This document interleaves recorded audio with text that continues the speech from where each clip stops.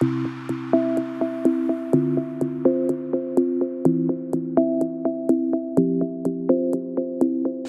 bonjour Jean-Michel. Bonjour Xavier. Donc vous êtes le président de Testoun. C'est ça. Nous allons parler aujourd'hui donc de l'audit énergétique réglementaire qui est applicable depuis 3 mois. Quel enseignement peut-on tirer? Alors l'audit réglementaire, donc, qui est d'application obligatoire depuis le 1er avril pour toutes les passoires thermiques. Et donc c'est quelque chose qui est demandé maintenant lorsque l'on veut vendre son bien. Donc évidemment, à partir de cette date, il y a eu énormément de besoins de pouvoir réaliser ces prestations. Et ces prestations, elles peuvent être réalisées par les diagnostiqueurs immobiliers, mais également par d'autres acteurs du bâtiment, tels que des bureaux d'études ou des architectes. Et en fait, il y a eu une grande complexité de mise en œuvre parce que chacun de ces corps de métier ont des approches différentes. Justement, donc, concernant les diagnostiqueurs immobiliers, quelle est leur approche?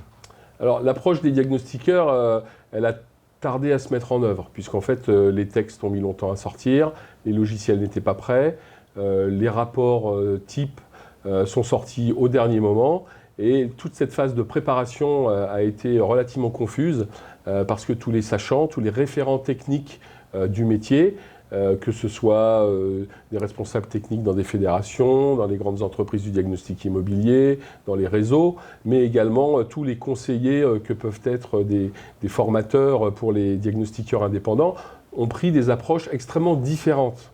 Et cette différence s'est traduite par une grande diversité des besoins sur les outils d'investigation qui sont nécessaires pour mener ces audits. Oui, donc on voit qu'il y a des appareils qui sont nécessaires, d'autres qui sont utiles. Donc, quels sont-ils? Alors voilà, c'est exactement le cœur du sujet, c'est que pour un diagnostiqueur immobilier, il n'y a pas de liste de matériel de référence, comme c'est le cas pour les autres professionnels. Et donc, en fonction de ces référents techniques, il y en a qui ont jugé que certains appareils pouvaient être indispensables et d'autres complètement inutiles. Et donc nous, en tant que fournisseurs, on a donné, et on continue à le faire, et on le fait de plus en plus, on a donné des conseils sur comment mener tel type d'investigation. Par exemple, comment mesurer le bon fonctionnement d'une VMC, comment valider la performance d'une paroi, comment voir si on avait un pont thermique, ou un défaut d'isolation. Donc on a toutes ces solutions techniques, mais chacun des diagnostiqueurs a eu un intérêt différent pour ces différentes technologies. Alors il y a évidemment quelques incontournables, vous l'avez dit Xavier, le télémètre laser qui va permettre de faire la mesure de la surface du bâti, mais également les surfaces des parois, les surfaces de vitrage, d'ouvrants, etc. Deuxième appareil extrêmement important, c'est le Merlin-Gauge, qui est un appareil électronique qui va mesurer l'épaisseur du vitrage et l'épaisseur des lames d'air. Donc ça, c'est vraiment indispensable. Et ces deux produits sont vraiment les outils de base. Ensuite, il y a désormais un incontournable, c'est la caméra thermique. Les caméras thermiques aujourd'hui ont atteint des niveaux de performance et des niveaux de prix tels que pour quelques centaines d'euros, on a un appareil qui va permettre de voir des points critiques sur le bâti, tels que des ponts thermiques, des fuites d'air, des défauts d'isolation, etc. Et donc c'est devenu quelque chose de vraiment indispensable. Après, une fois qu'on a vu ces 3 premiers produits, chaque diagnostiqueur a une approche différente sur comment on va valider par exemple ce qu'il y a dans une paroi. Donc certains vont vouloir mesurer la performance thermique d'une paroi, il y a des appareils pour ça, regarder à l'intérieur d'un doublage pour voir si on peut voir l'isolant, quel est le type d'isolant, quelle est son épaisseur avec des caméras endoscopiques par exemple. Lorsqu'il s'agit de vérifier les problématiques d'humidité ou de qualité de la ventilation, eh bien, on va pouvoir mesurer des débits d'air par exemple, ou avoir des appareils pour mesurer la température, l'hygrométrie, rechercher des points de rosée. Voilà, donc tout ça, il y a tout un ensemble d'appareils pour ça. Et puis sur la partie consommation électrique, consommation énergétique, on a différentes solutions dans le domaine de la mesure de consommation électrique, donc des wattmètres qui peuvent être soit des petits appareils que l'on met sur des prises, soit des appareils qu'on va mettre au tableau. Voilà. Donc ça, c'est tout un ensemble de matériel. Et aujourd'hui, le diagnostiqueur, en fonction de son référent technique, va choisir parmi ces différents produits.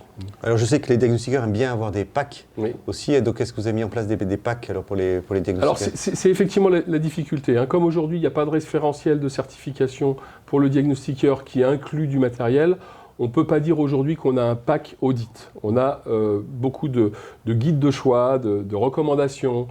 Par contre, il y a une approche aussi qui peut être prise par certains diagnostiqueurs, puisqu'on a des diagnostiqueurs qui, dans un but de faire un audit professionnel et pas uniquement se focaliser sur le contenu du rapport réglementaire, veulent aller plus loin et passent des certifications telles que des certifications au PQIBI, AFNOR ou Calibat, qui sont spécialisées dans ces audits. Et dans le cadre de ces certifications, Testoon propose effectivement des packs de matériel qui sont préconfigurés. On peut dire que dans ce cadre-là, les diagnostiqueurs font la même prestation qu'un bureau d'études. Alors, ils font des prestations qui se ressemblent, mais la façon d'arriver au résultat étant assez différente.